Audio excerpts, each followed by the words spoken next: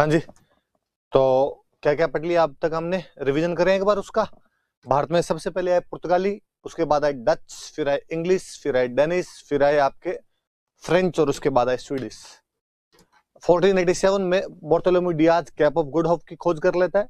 1498 में Vasco D gamma Bharat के केरल के कालीकट बंदरगाह पर आता है। जमोरिन जो कालीकट का राजा होता था उसका वेलकम करता है, अरब उसका विरोध करते हैं। वास्को डी गामा व्यापार करता है यहाँ से और 60 टाइम्स फायदा होता है उसको। पेड्रो अल्वारेज कैब्राल उनका सेकंड ट्रेवलर था। उनकी first factory 1503 Cochin, first governor 1505 Francisco de Almeida, second governor 1509 Alfonso de Albuquerque, और उसे the real founder of Portuguese empire कहते हैं। पोर्तुगीज एम्पायर को एस्टेडो द इंडिया बोलते हैं। 1510 में उन लोगों ने गोवा बीजापुर के राजा से छीन लिया था और निनो डी कोना 1530 में गोवा को अपना मेन सेंटर बना लेता है।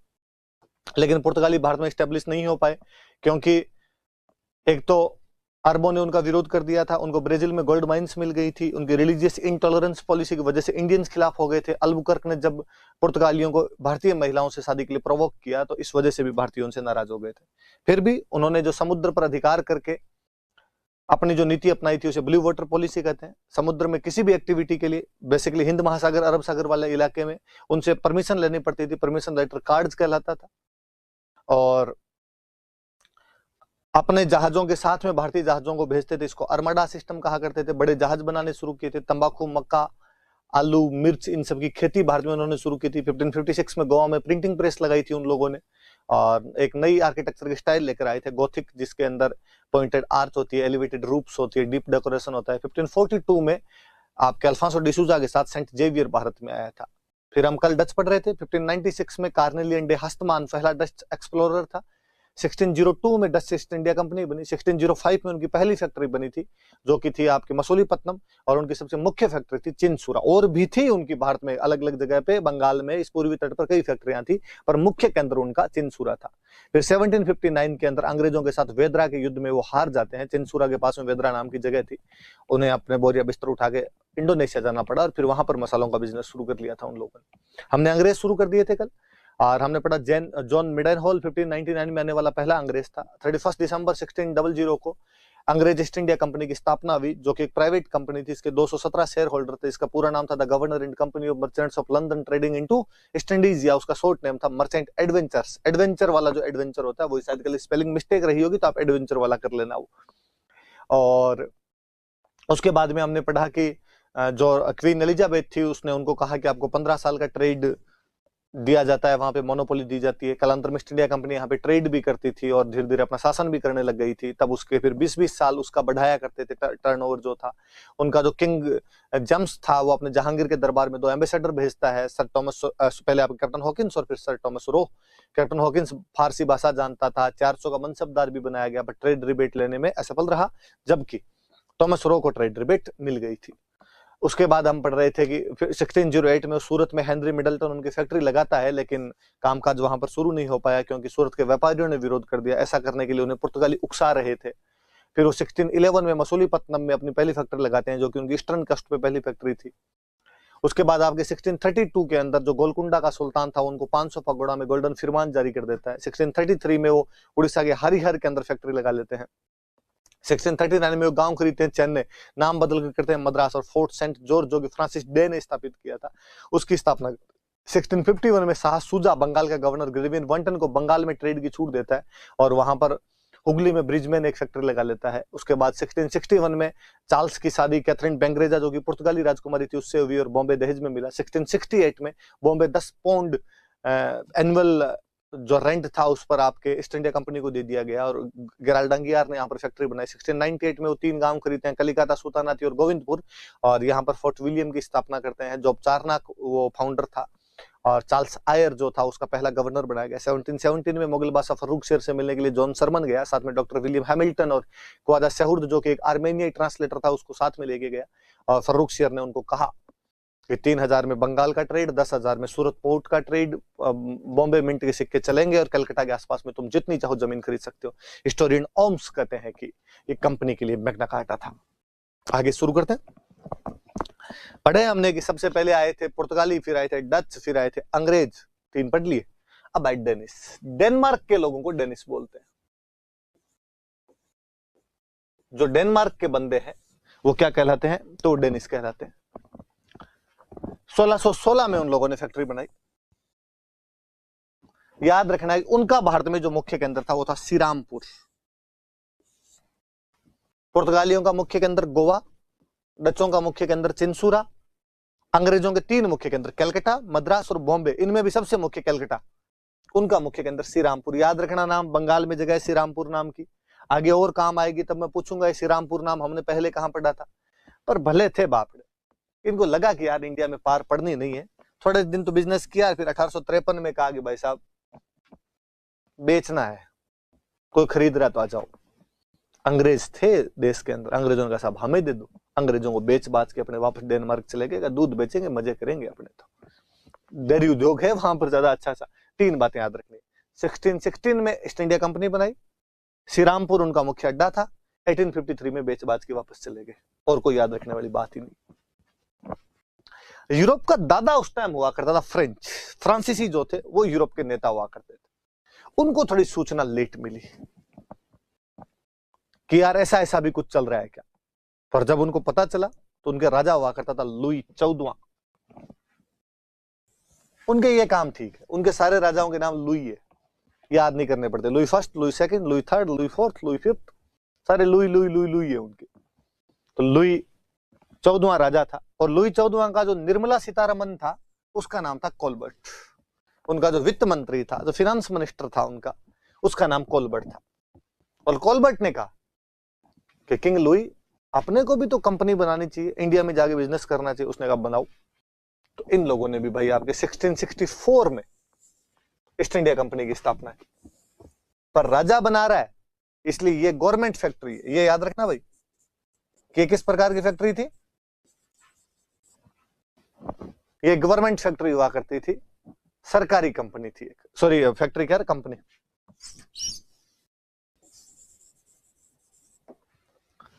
अंतर याद रखना यहां पे कि अंग्रेजों वाली जो थी वो तो प्राइवेट थी, ये वाली जो थी ये सरकारी थी। वो आईसीआईसीआई थी, ये अपने एसबीआई थी। दोनों में जो अंतर होता है वो इन दोनों में भी था। उस वो निजीकरण के तहत बनाई गई थी, ये सरकार का आइटम था। कोलबर्ट वित्त मंत्री था, किंग लुई 14वां जो था उसका, और उसने ये बनाई थी। आए फ्रेंच, यहां पे फ्रेंच ने कहा भाई साहब पहले तो ये बताओ कि इंडिया में इतने यूरोपियन है, इनमें सफल कौन है? ब्रिटिशर्स। तो इसने कहा आपने तो ब्रिटिशर्स को फॉलो करना है, इन्होंने क्या क्या किया था वो देख लो। बताओ इन्होंने सबसे पहली फैक्ट्री कहां लगाई थी? लोगों ने कहा साहब सूरत में लगाई। अपने चलो सूरत, तो इन्होंने आते ही अपने 1668 के अंदर फैक्ट्री कहां पर लगा ली? सूरत। अंग्रेजों के लगाई थी हेनरी मिडल्टन ने, इनको कहा हमारे लगाएगा फ्रेंको केरो। तो फ्रेंको केरो यहां पर सूरत में 1668 में फैक्ट्री लगा लेता है। 64 में कंपनी बनाई, 68 में इन लोगों ने अपनी फैक्ट्री लगा ली। क्या नाम है? फ्रेंको केरो। अब इसके बाद अंग्रेजों ने कहां लगाई? लोगों ने कहा अब अंग्रेज फिर इधर पश्चिमी तट पे नहीं रहे थे, वेस्टर्न कोस्ट पे नहीं, तो उधर ईस्टर्न कोस्ट पे मसूलीपट्टनम चले गए थे। इन्होंने कहा हम चले जाएंगे, हमें कौन सा रास्ता नहीं पता है। तो 1669 के अंदर मसूलीपट्टनम में अपनी फैक्ट्री लगा लेते हैं।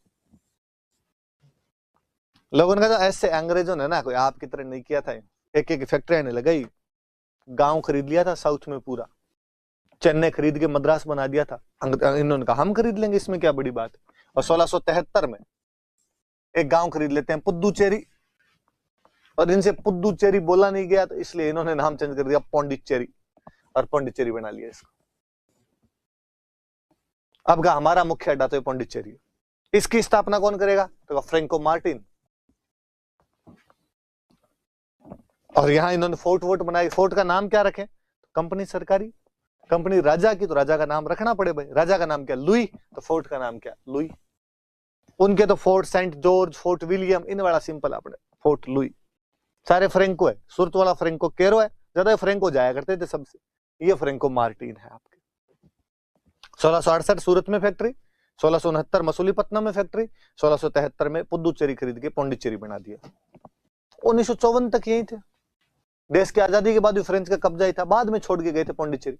और पौंडीचेरी आज भी आप जाओगे तो आपको फ्रेंच भाषा भाषी लोग खूब सारे मिल जाएंगे अभी तक भी वहां पर। फिर इनको किसी ने कहा भाई साहब अंग्रेजों की बराबरी तुमसे आज और कल हो। इनका क्यों कर तो रहे हैं, सूरत में बनाई बना ली, मसूलीपट्टनम में बनाई बना ली, गांव खरीदा खरीद लिया, फोर्ट बनाया बना दिया। अब बंगाल, अब बंगाल नहीं जाओ ना तब तक मजा नहीं है। अंग्रेज बंगाल चले गए थे, इनको हम चले जाएंगे। अगले ही साल 1674 में बंगाल के अंदर एक कॉलोनी खरीदी चंद्रनगर का, उन्होंने फैक्ट्री बनाई थी, बना लेंगे तो 1690-92 में चंद्रनगर में फैक्ट्री बना ली थी। पूरा अंग्रेजों को फॉलो करते हुए सफल होना है अपने। तो पहले आपके 64 में कंपनी बनी, सरकारी कंपनी, लुई 14वें का वित्त मंत्री कॉलबर्ट, 68 में सूरत में फैक्ट्री फ्रेंको केरो, 69 में मसूलीपट्टनम में फैक्ट्री, 1673 में पौंडीचेरी की फैक्ट्री फ्रेंकोआ मार्टिन फोर्ट लुई, 1674 में चंद्रनगर खरीदा बंगाल में, और 90-92 में वहां पर इन लोगों ने अपनी फैक्ट्री लगाई।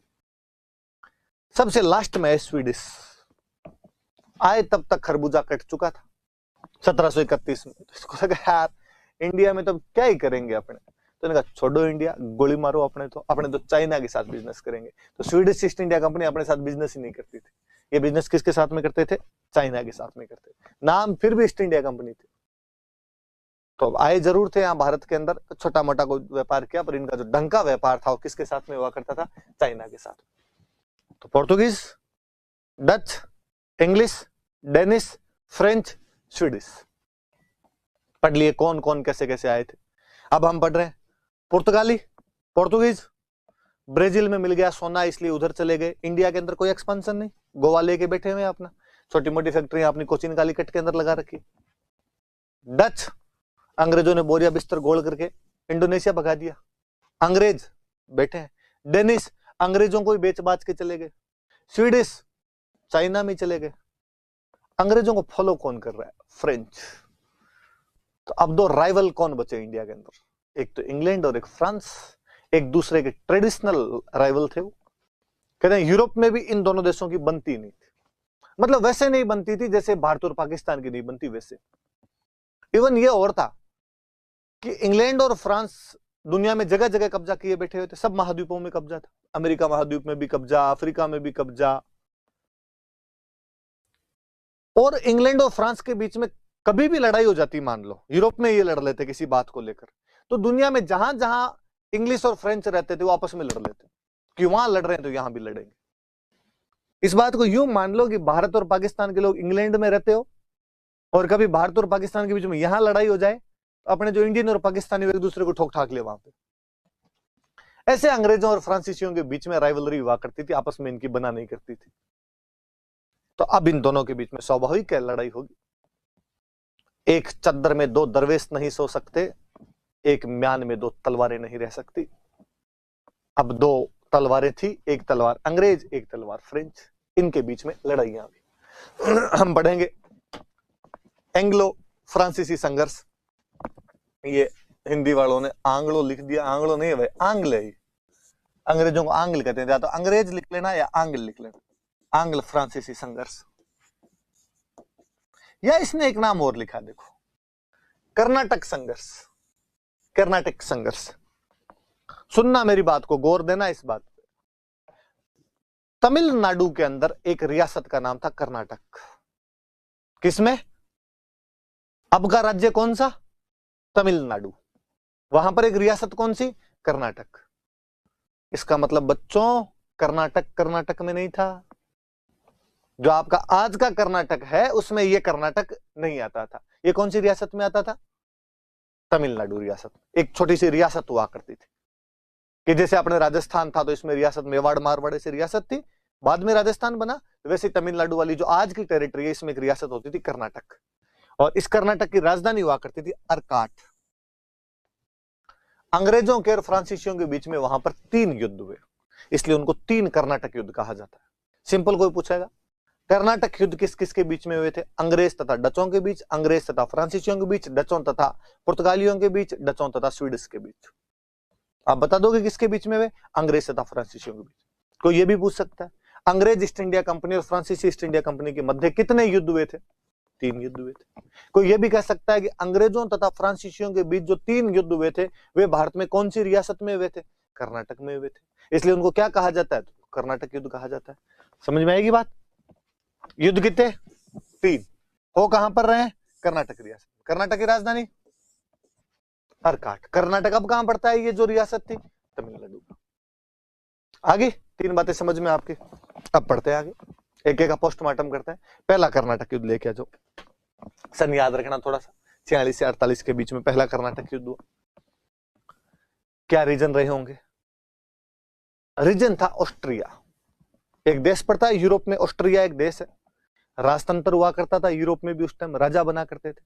ऑस्ट्रिया का जो कोई भी राजा था वो मर गया, तो उसके 2 बेटों में लड़ाई चल रही। वो कह राजा मैं बनूंगा, वो कह राजा मैं बनूंगा। उनमें से एक बेटे का साथ दे रहा इंग्लैंड, एक बेटे का साथ दे रहा फ्रांस। इसलिए टक्कर किसके बीच में होगी? इंग्लैंड और फ्रांस के बीच में। किस लिए? ऑस्ट्रिया में राजा बनाने के लिए। तो कोई पूछे कि पहले कर्नाटक युद्ध का कारण क्या है, तो ऑस्ट्रिया का उत्तराधिकार संघर्ष। अब आप कहोगे कि सब लड़ाई तो ऑस्ट्रिया में चल रही है, फिर अपने वाले क्यों भिड़ गए, अपने वाले क्यों लड़ लिए? तो वही जो मैंने आपको बताया कि इंग्लैंड और फ्रांस वैसे राइवल थे कि वो यूरोप में जब भी किसी बात के लिए लेके लड़ते तो दुनिया में वो जहां जहां होते थे वहां वहां उनमें लड़ाई हो जाती। और अपने तो यहाँ दोनों साउथ इंडिया में है, अंग्रेजों के पास में मद्रास और फ्रेंच के पास में पौंडीचेरी। अब मद्रास पांडिचेरी नहीं लड़ेंगे तो कौन लड़ेगा? वास्तविक लड़ाई चल रही है ऑस्ट्रिया में, किस बात के लिए? सक्सेशन के लिए। 2 राजकुमार लड़ रहे हैं कि राजा कौन बनेगा, एक का साथ इंग्लैंड दे रहा है, एक का साथ फ्रांस दे रहा है। और इस चक्कर में अपने यहां पर जो भी अंग्रेज और फ्रेंच रहते थे वो भिड़ गए आपस में, और वो मैटर भी नहीं हुआ। क्या कि लिखा हुआ है कारण ऑस्ट्रिया का उत्तराधिकार संघर्ष, सक्सेशन स्ट्रगल ऑफ ऑस्ट्रिया। अंग्रेजों का एक कैप्टन था बार्नेट।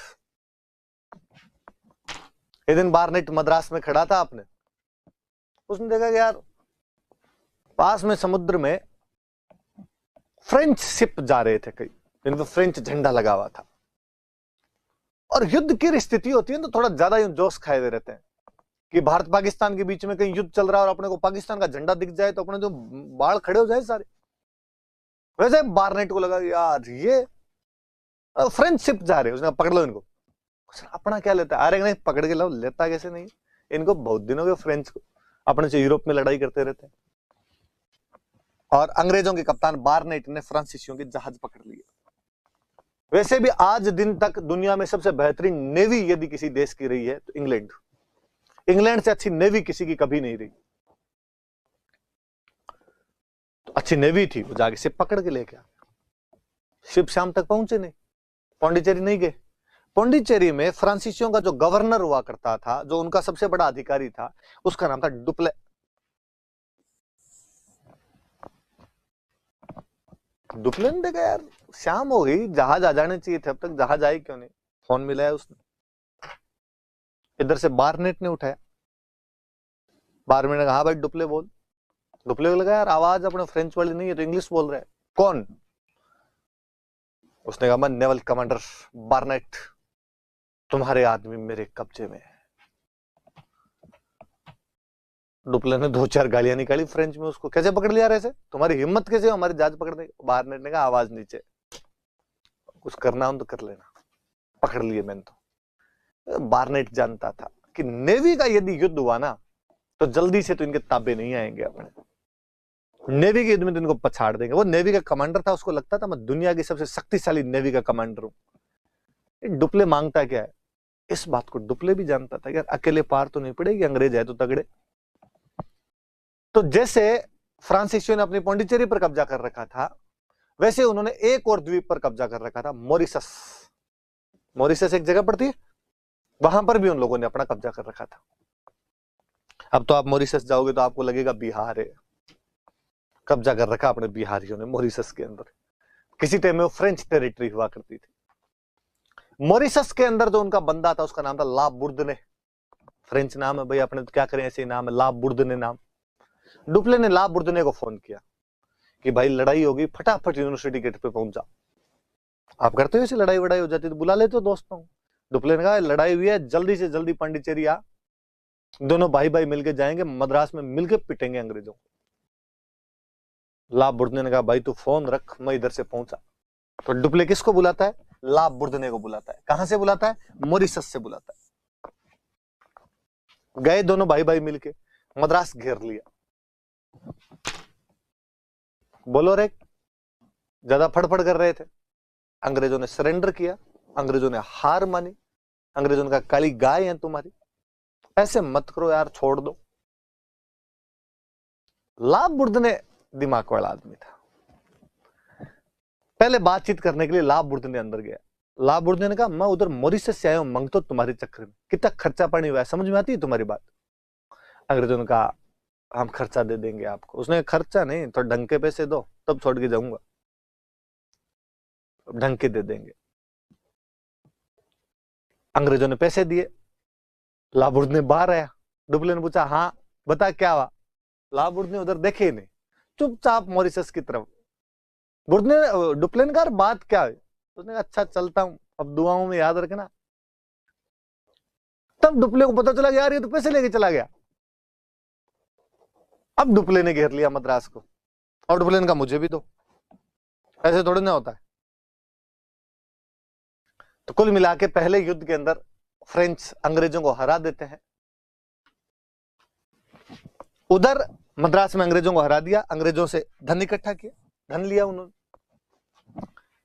उधर वो लड़ रहे थे आपके इंग्लैंड और फ्रांस, लड़ कहां रहे? वास्तविक लड़ाई कहां चल रही? ऑस्ट्रिया। वो लड़ाई खत्म हो गई। वहां पर एक संधि हो जाती है, एक्सला-सापेल। एक्सला-सापेल जर्मनी का कुछ जगह है, वहां पर इनके बीच में संधि हो गई और कहा ठीक है भाई इसके नाम पर सहमत हो जाओ, इस फलान जी को राजा बना देंगे। जब वहां एक्सला-सापेल में संधि हुई और कहा भाई लड़ाई लड़ाई माफ करो, अब एकदम इसको राजा बना देते हैं, तब अंग्रेज रोए।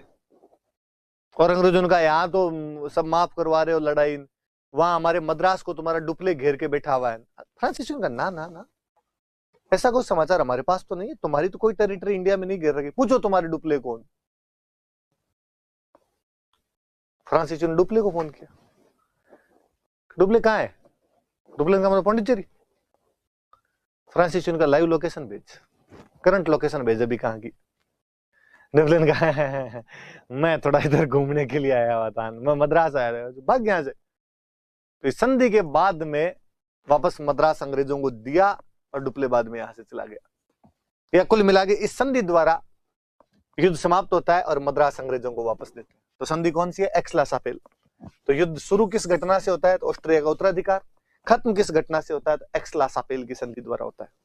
अब ये युद्ध हो कहां पे रहा है? तो मद्रास के पास में, तमिलनाडु, मद्रास तमिलनाडु में पड़ता है, मद्रास के पास में ये जगह कर्नाटक रियासत, वहां पर युद्ध हो रहा है। पहले डुप्ले जब सेना लेके आया था ना कर्नाटक में, तो कर्नाटक के नवाब हुआ करते थे अनवरुद्दीन। अनवरुद्दीन ने कहा यहां लड़ाई नहीं करने, तुम्हारे बाप की जमीन थोड़ी है, यहां पे सेना लेके आगे लड़ोगे। डुप्ले ने अनवरुद्दीन को पटाया कि अनवरुद्दीन जी ऐसे नहीं करते। क्यों? अरे का समझा करो, आप मेरा साथ दो, मैं साथ दूंगा तो क्या होगा? देख रहे हो ना आर्मी कितनी जोरदार है, लाबुर्दने आया हुआ मैं हूं, अंग्रेजों को हरा के मद्रास पे कब्जा करेंगे। फिर मद्रास आपका। अनवरुद्दीन के लड्डू फूटा, मद्रास मिल जाएगा मुझे। तुमने पक्का? डुप्ले का जबान है, धन दूंगा मैं आपको। डुप्ले जब जाने लगा, दिमाग तो उसका वैसे ही खराब हो रखा कि अंग्रेजों को मद्रास वापस दे दिया गया था। बीच में अनवरुद्दीन आया, अनवरुद्दीन ने आके कहा कि भैया ध्यान किधर है, हीरो इधर है। और अपने बीच बातचीत हुई थी कि बहुत सारा धन मिलेगा और मद्रास मिलेगा। डुप्ले ने कहा तो दिमाग मत खराब कर, वैसे क्रोसिन लेके सरदर्द ठीक किया है मैंने, मैं थप्पड़ मारूंगा तेरे, भाग यहां से। अनवरुद्दीन ने कहा ऐसे पोल नहीं है यहाँ पे, नाथी का बड़ा थोड़ी है, तुम आओ और यहाँ पे लड़के चले जाओ, हमारी शांति भंग करके चली जाओ। जाओगे तो हमसे लड़के जाओगे, हमने खूब दोस्ती निभा ली, अब तुम मेरी दुश्मनी भी देखो। डुप्ले ने कहा तू ये काम कर, पहले दुश्मनी निभाने, डायलॉग मत दे, दुश्मनी निभा तू। और अनवरुद्दीन ने अपनी 10,000 की एक सेना भेजी अपने कमांडर महफूज खान के साथ। कितने सैनिक आए? 10,000। कमांडर कौन? महफूज खान। भेजता कौन है? अनवरुद्दीन। कौन है अनवरुद्दीन? कर्नाटक का नवाब। उधर से डुप्ले 930 आदमी भेजता है। कितने? 930। उनमें से फ्रेंच तो 230 ही थे, 700 तो अपने इंडियन ही थे जो उनकी सेना में शामिल हो रखे थे। पैराडाइज, सेनापति पैराडाइज के नेतृत्व में दोनों लड़ते हैं सेंट टोमे नाम की जगह पे, दोनों के बीच लड़ाई होती है। कोई पूछेगा आपसे कि सेंट टोमे का युद्ध कौन से अंग्रेज फ्रांसीसी युद्ध का भाग था, आप बताना कि प्रथम अंग्रेज फ्रांसीसी युद्ध का भाग था कौन सा युद्ध, तो सेंट टोमे का युद्ध। किस किस के बीच में, फ्रांसीसियों के और कर्नाटक रियासत के बीच में। कर्नाटक का नवाब कौन है, अनवरुद्दीन नवाब है। अनवरुद्दीन की तरफ से तो आया महफूज खान, उसकी तरफ से आया पैराडाइज। एक तरफ 10,000, एक तरफ 930। क्या कहना है आपका, कौन जीतेगा? आपको लगता होगा सर अपने वाला जीतेगा, 10,000 आदमी लेके गया है। लेकिन महफूज खान अपने 10,000 सिपाहियों को महफूज नहीं रख पाया। पैराडाइज ने सबको पैराडाइज भगा भेज दिया था, भगा भगा के मारा कर्नाटक वालों को। उस दिन एक बात समझ में आई कि डिसिप्लिन्ड आर्मी के सामने तुम्हारी अस्त व्यस्त सेनाएं, जो युद्ध के टाइम में तुम गांव में फोन करके कहते हो भाई रे आ जाओ, ये नहीं चलती। सेनाओं को सुबह शाम लेफ्ट राइट करवानी पड़ती है। ये जो तुम्हारे सारे दिन बैठे बैठे टुकड़े ठोकते हैं, जी में आया तब कहते हैं लो उठाओ तलवार चल लो, नहीं। उस दिन यूरोपियन आर्मी डिसिप्लिन का अनुभव हुआ भारतीयों को कि 1000 भी आएंगे तो 10,000 को भगा भगा के मारेंगे। कौन सा युद्ध है? सेंट टोमे का युद्ध है। सेंट टोमे के युद्ध में ऐसा हुआ, किसको हरा गए? अनवरुद्दीन को हरा गए। और डुप्ले निकल रहे, तुझे बहुत दिन हो गए। जिन लोगों के दुख एक जैसे होते हैं वो अक्सर बहुत अच्छे दोस्त होते हैं। अंग्रेज किससे आ रहे? फ्रेंच से। अनवरुद्दीन किससे आ रहा? फ्रेंच से, डुप्ले से। अनवरुद्दीन भाग के अंग्रेजों के पास गया। दुश्मन का दुश्मन दोस्त होता है। अनवरुद्दीन ने कहा फ्रांसीसियों का दुश्मन कौन? के अंग्रेज। वो भाग के अंग्रेजों के पास गया, बुक्का फाड़ के रोया अंग्रेजों के सामने, ढां ढां करके रोया। अंग्रेजों ने पूछा अरे हुआ क्या, रुको तो से, हिचकियां बंद गई, क्या बात हुई, बात तो बता। उसने पीटा डुप्ले ने मेरे को। ये कहते अंग्रेज रोए जोर जोर से। अंग्रेजों ने कहा मी टू, सेम, यही हमारे साथ हुआ है, हमें और भयंकर पीट के गए थे वो, चल भाई आजा। दोनों ने पास में बैठ के बातें की। वही है दिलीप सर वाला उदाहरण की आप जब क्लास में बैठते, ऑफलाइन क्लास होती है और उसमें बैठते हैं बच्चे, एक बेंच में 300 बच्चे बैठे, एक दूसरे को जानते भी नहीं है, 12 महीने की कोचिंग हो जाती है, एक पीछे पीछे बैठता है, एक आगे आगे बैठता है, कोई बातचीत नहीं, बैच खत्म हो गया, पेपर हुआ और लकीली मान लो दोनों फेल हो जाए, फिर उन दोनों की दोस्ती बहुत मजेदार होती है। दोनों बाद में चाय की थड़ी पर बैठ के एक साथ कोचिंग को गालियां निकालते हैं, एक साथ आरपीसी को गालियां निकालते हैं। तो जिन लोगों के दुख एक जैसे होते हैं वो लोग हमेशा अच्छे क्या बन जाते हैं? दोस्त बन जाते हैं। ये सेम बात यहां पर हो रही थी। अब दोस्त कौन बन गए? अनवरुद्दीन और अंग्रेज दोस्त बन गए। अब सुनना है ये बात, अगले युद्ध में अपने कंटिन्यू करेंगे। दूसरा कर्नाटक युद्ध या दूसरा अंग्रेज फ्रांस युद्ध 48 में खत्म हो रहा, 49 से 1754। अनवरुद्दीन जब भाग के अंग्रेजों के पास चला गया, हार गया, तो अनवरुद्दीन के बहनोई थे चांदा साहिब। ओबीसी बात है, चांदा साहिब को लगा कि अनवरुद्दीन को पीट दिया, वो राजा बनना चाहते थे। लगा अरे अपना साला तो वैसे ही बकवास आदमी है, अपने को होना चाहिए राजा। चांदा साहिब डुप्ले के पास गए और डुप्ले को कहा कि डुप्ले मेरा साला तो पागल है,